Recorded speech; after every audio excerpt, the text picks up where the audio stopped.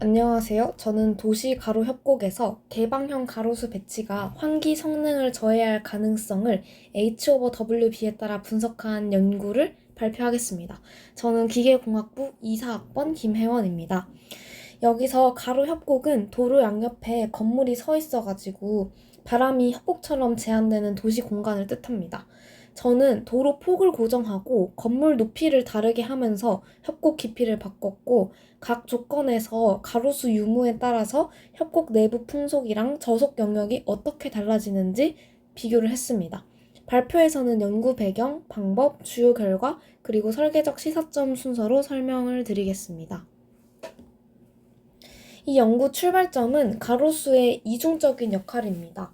가로수는 도시 기온을 낮추고 보행자에게 그늘을 제공한다는 점에서 기후변화 대응형 그린 인프라로 중요합니다. 하지만 유체역학적으로 보면은 수관은 공기 흐름을 방해하는 저항체이기도 합니다. 특히 양쪽 건물로 둘러싸인 가로 협곡에서는 이미 환기가 약해져 있는데 여기에 수목이 들어오면 내부 공기 교환이 더 줄어들 수도 있습니다. 그래서 본 연구는 가로수를 많이 심는 게 항상 좋다가 아니고 협곡 형상에 따라서 가로수의 환기 저해 효과가 어떻게 달라지는지를 묻습니다. 연구에서 가장 중요한 형상 변수는 H over W입니다. H는 건물 높이, W는 도로 폭입니다.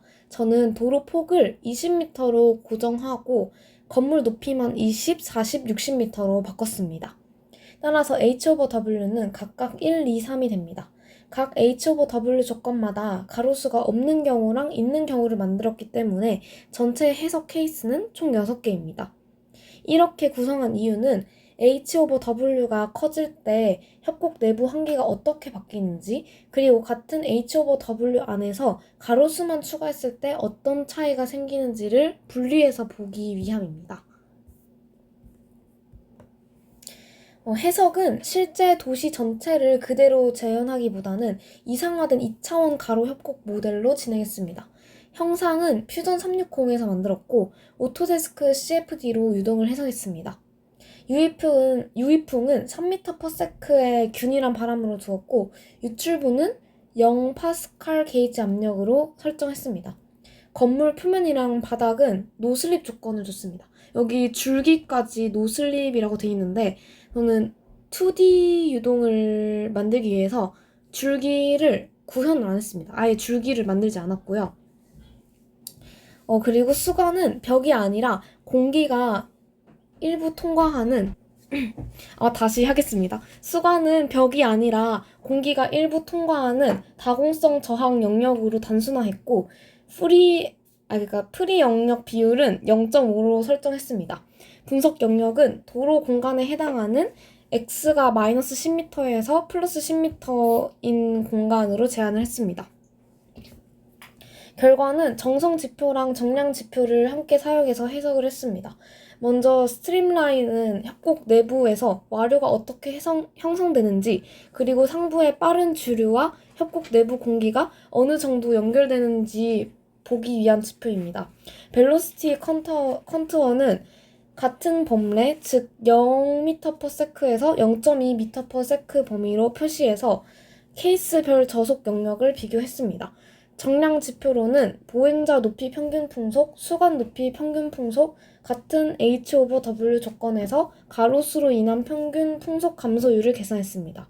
또 U가 0.01보다 작은 영역을 저속 영역으로 정의해서 면적비를 비교했습니다. 일단 스트림라인 결과인데요. 가로수가 없는 A1, B1, C1을 비교하면 H over W가 증가할수록 협곡 내부 유동이 상부 주류랑 분리되는 경향이 커집니다. H over W가 1일 때는 상부 흐름과 내부 와류 연결이 상대적으로 잘 보이지만 H over W가 2, 3으로 커지면 건물 높이가 증가하면서 와류가 더 깊은 공간 안에 갇히는 모습이 나타납니다. 가로수가 있는 A2, B2, C2에서는 수관 주변에서 유선이 우회하거나 흐름이 약해집니다. 즉 개방형 가로수라도 수관이 있는 높이에서는 유체역학적인 저항체로 작용한다는 것을 확인할 수 있습니다. 여기 보시면은 A1과 A2를 비교했을 때 약간 수관 있는 높이에서 흐름이 방해되는 것을 볼 수 있고, 이 B1, B2 비교에서도 여기 뭔가 좀 흐름이 방해된 것을 볼 수 있고, C1, C2에서도 이 좀 수간 아래 높이에서 좀 흐름이 방해된 것을 볼 수 있습니다. 다음은 벨로시티 컨투어입니다. 범례는 모든 케이스에서 0에서 0m/s로 동일하게 두었습니다. 여기 보면은 범례를 이렇게 뒀고요. 그리고 붉은색은 그래서 상대적으로 속도가 큰 영역이고, 파란색은 속도가 작은 영역입니다. 가로수가 없는 경우를 보면 H/W가 1일 때는 협곡 상부랑 벽면 근처에서 빠른 흐름이 나타나지만, H/W가 2랑 3으로 커질수록 협곡 하부에 있는 파란색 저속 영역이 넓어지는 것을 볼 수 있습니다. 가로수가 있는 경우에는 수간 부근에서 저속 영역이 더 넓어집니다. 이는 수간이 바람을 완전히 막는 벽은 아니지만 다공성 저항체로 작용해서 내부로 전달되는 운동량을 줄이기 때문입니다. 정량 결과를 보겠습니다. 이 표는 보행자 높이에서의 평균 풍속입니다. 가로수가 없는 경우에도 H/W가 1, 2, 3으로 커질수록 평균 풍속이 0.0730, 0.0169, 0.0093m/s로 감소했습니다. 가로수가 있는 경우에도 같은 경향이 나타났고, 각 H/W 조건에서 항상 가로수가 있을 때 평균 풍속이 더 낮았습니다.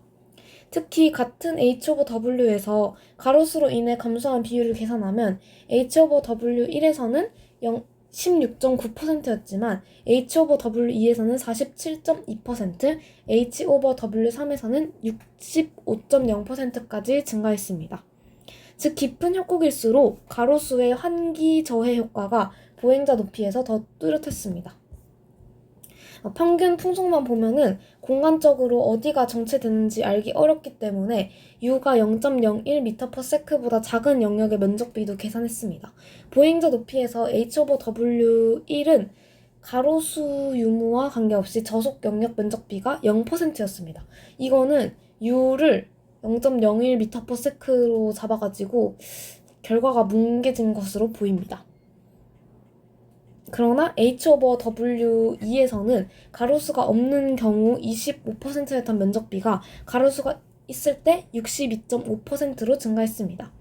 H/W3에서는 가로수가 없는 경우에도 51.8%로 높았고, 가로수가 있는 경우에는 100%로 나타났습니다. 따라서 가로수의 영향은 평균값 감소뿐만 아니라 협곡 내부 정체 영역을 공간적으로 확대하는 방식으로도 나타났습니다. 이 결과는 가로수가 협곡 내부의 와류를 완전히 제거하거나 새로운 흐름을 만드는 게 아니라 기존의 환기가 약한 상태를 더 악화시키는 방향으로 작용한다고 해석할 수 있습니다. 특히 깊은 협곡에서는 상부 주류의 운동량이 보행자 높이까지 충분히 전달되지 않는데, 수간이 추가되면 그 전달이 더 약해집니다. 다만 한계도 있습니다. 실제 도시 대기 경계층처럼 높이에 따라서 풍속이 달라지는 조건을 쓰지 않고 균일한 3m/s 유입풍을 사용을 했습니다. 또 2차원으로 단순화했기 때문에 수목 간격 사이로 흐르는 3차원 흐름은 반영을 못했습니다. 따라서 이 연구는 절대 풍속 예측보다 상대적인 경향 비교에 의미가 있습니다. 마지막으로 결론입니다. 본 연구에서는 H/W가 증가할수록 협곡 내부 평균 풍속은 감소하고 저속 영역 면적비는 증가한다는 것을 확인했습니다. 또 개방형 가로수는 모든 H/W 조건에서 평균 풍속을 추가로 낮췄고, 그 효과는 H/W가 높은 깊은 협곡에서 더 뚜렷했습니다. 따라서 도시 가로수 설계에서는 단순히 가로수를 많이 심는 것보다 가로 협곡의 향상 조건을 고려해야 합니다. 환기가 비교적 양호한 얕은 협곡에서는 가로수의 열저감 효과를 적극적으로 활용할 수 있지만, 깊은 협곡에서는 수간 밀도, 수목 간격, 식재 위치를 조정해서 바람길을 잘 확보를 해야 합니다. 향후에는 대기 경계층 향후에는 대기 경계층 유입 조건과 3차원 수목 배치, 오염물질 및 열환경 해석을 함께 수행해서 더 실질적인 설계 기준을 만들 필요가 있습니다. 이상으로 발표를 마치겠습니다.